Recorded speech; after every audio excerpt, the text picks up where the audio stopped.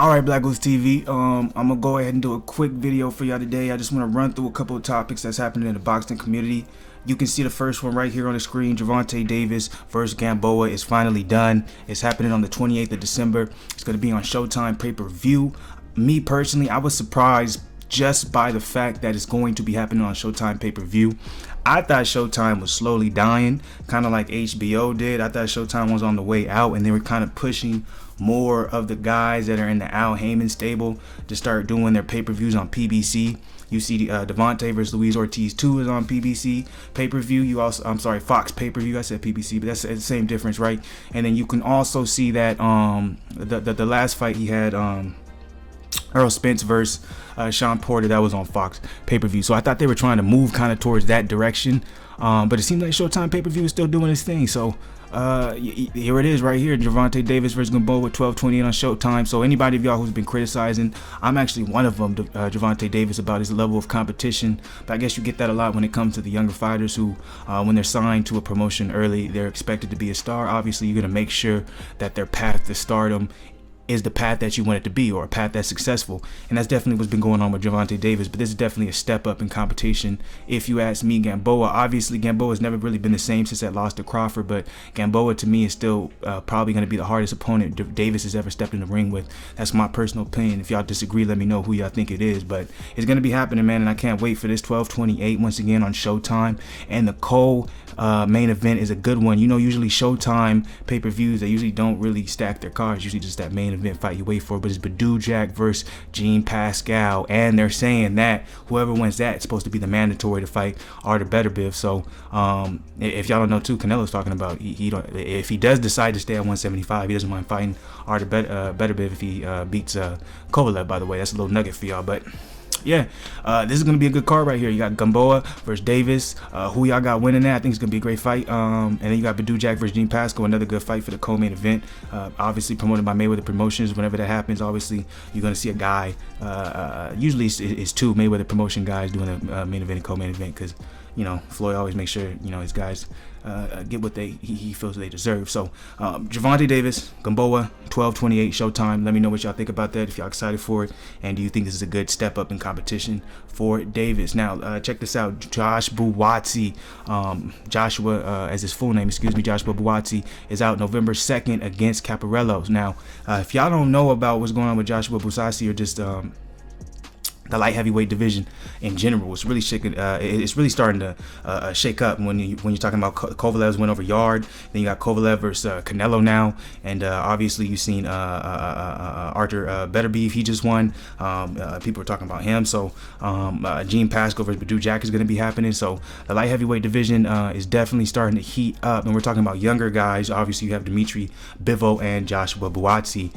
Recently, Bivol says he has no problem fighting Buatsi if he becomes his mandatory. He also says he wants to fight Beterbiev as well. I thought personally he was going to end up getting the Buatsi versus Bivol fight, because I did believe he was going to beat Caparello, and that was going to make him the mandatory.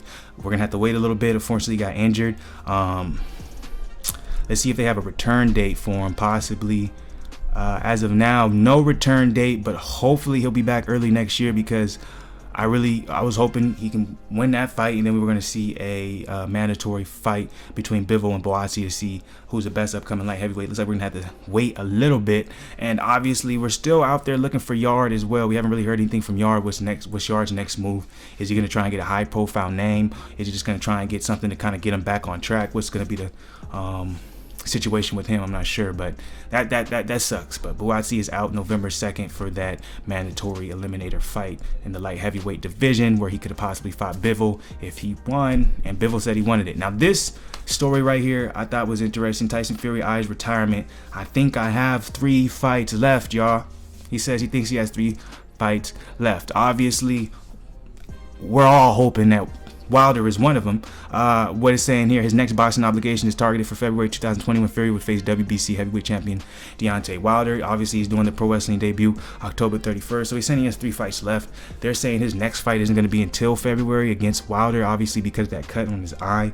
How many of you guys think that's going to happen in that time frame? Obviously, it was just reported yesterday WBC approved the fight to happen in 2020. So WBC approved. Wilder says it's signed, Fury says it's signed, but obviously there hasn't been a venue set. But if you look at the Luis Ortiz Wilder 2, we didn't really hear about that actually being finalized until maybe maybe about 3 weeks ago. So that was kind of last minute. So they might do the same thing here. How do y'all feel about Fury not having another fight and then facing Wilder next? Do you think it's going to make a difference, or do you think Fury kind of has Wilder's number? But what do you think about him saying also that I only have 3 fights left? You know what I'm saying? Winner losing against Wilder, the 31-year-old Fury believes that he's going to have at least 2 more fights before calling a career. I don't think I'll have many more fights, maybe another 3 max. That's it. Fury is certainly not looking to extend his career in the same manner as Klitschko, who walked away from sport at 41. I think I'm coming to the tail end of my boxing career at the ripe old age of 31. It's a young man's game. I've had my time in the sun, a few more fights, and I'll relax on the beach somewhere. It's been hard training. Anyone who says it's not hard training needs to go down, have a little row, and come back and let me know how easy it is. I'm not used to getting smashed onto the floor and suplex across the ring and 2 feet out the ring. He's talking about wrestling. So, wow, you know, we might see Fury's last fight maybe 2021, possibly early 2021. How do y'all feel about that? The supposed best heavyweight in the world, which we were so quickly to give him after being gone for 2 years, coming back, and basically only his only notable win would be a draw with Wilder, I guess you could say. I don't know. Am I being a little disrespectful? Let me know below, y'all, to correct me if I need to be corrected. Last but not least, I thought this was interesting. Ryan Burnett retires due to injuries. We talk about this a little. Former IBFWA bantamweight champion Ryan Burnett officially announced his retirement from boxing on Friday due to injuries. The 27-year-old, 20 wins, 1 loss, 10 KO, suffered torn muscle fibers from his internal oblique during a 4th round defeat to Nonito Donaire last year in November. Going against the huge punch, and Donaire may have been overreached on Burnett's part. Donaire trapped Burnett, gets the ropes, and etc. If y'all saw the fight, y'all know how it went. Didn't go that great. This is a statement from Burnett about his retirement decision. Although my retirement is forced through injuries, I carry a heart full of satisfaction and gratitude. I have achieved my child dream and secured my future health. That says Heath, but I think it's supposed to either say my future, either health. I'm thinking wealth, my future wealth, which is something no amount of, and secured my future health, which is something no amount of money or titles can provide. I'd like to thank everyone at MTK Global and Top Rank, Sky Sports, and Matchroom Boxing for providing me the opportunity to fulfill my potential as a fighter. So shout out to Ryan Burnett. I always give respect to every boxer that gets in the ring because it's a life or death sport. It's not really a sport in my opinion, but obviously it has an entertaining factor because we watch it to be entertained. But it is definitely you got to be a gladiator. You got to be a different kind of guy to actually go in there and do it for a living. So my hats off to you. Great career, 20 wins.